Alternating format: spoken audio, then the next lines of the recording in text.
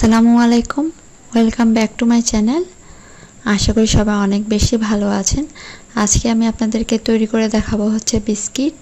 আর এটা তৈরি করতে খুব বেশি উপকরণ লাগবে না, ঘরে আছে এমন উপকরণেই খুব সহজেই তৈরি করতে পারবেন।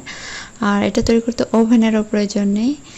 আমরা সাধারণত যে চুলায় রান্না করি সেই চুলায় খুব সহজেই তৈরি করতে পারবেন। প্রথমে নিয়ে নিচ্ছি 2টি ডিম।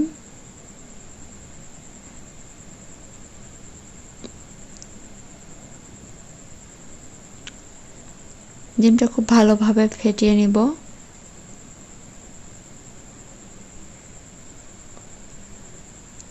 এতে দিয়ে দিচ্ছি স্বাদ মতো লবণ,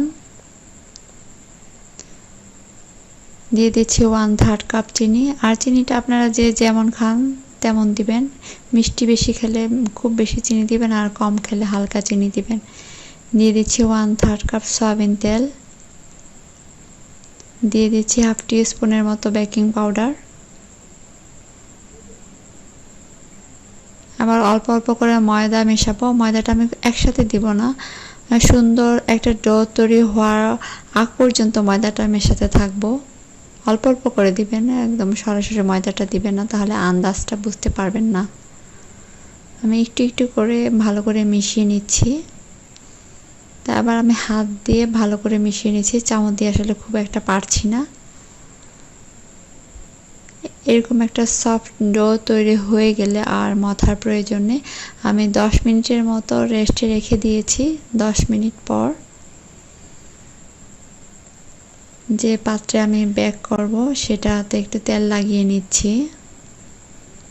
আর ঘরে এমন একটি স্টিলের প্লেট থাকলে চলবে, বা অ্যালুমিনিয়ামের প্লেট হলেই হবে। তো ওই প্লেটের মধ্যে একটা কাগজ বিছিয়ে নেবেন, আমি সেটাই করেছি। এবার হাতের তালুতে ছোট্ট একটু গোলা নেবেন, সেটার মধ্যে একদম গোল করে নেবেন। প্রথমে খুব ভালোভাবে দেখেন আমি কিভাবে বিস্কিট তৈরি করছি। এবার একটু হাত দিয়ে চাপ দিয়ে দিবেন, খুব সুন্দর গোল হয়ে একটা বিস্কিট তৈরি হয়ে গেল। আর চামচ দিয়ে একটু ডিজাইন করে দিচ্ছি, আর কিছুই না, মানে কোনো ঝামেলা নেই। খুব সহজেই আসলে বিস্কিটটা তৈরি করা যায়, আপনারা খুব ভালোভাবে দেখে নিন।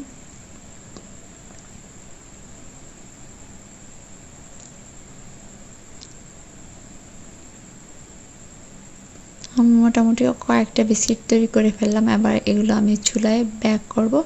আর একটা পাত্র আমি প্রথমে খুব ভালোভাবে গরম করে নিয়েছি, সেটার মধ্যে একটা স্ট্যান্ড বসিয়েছি।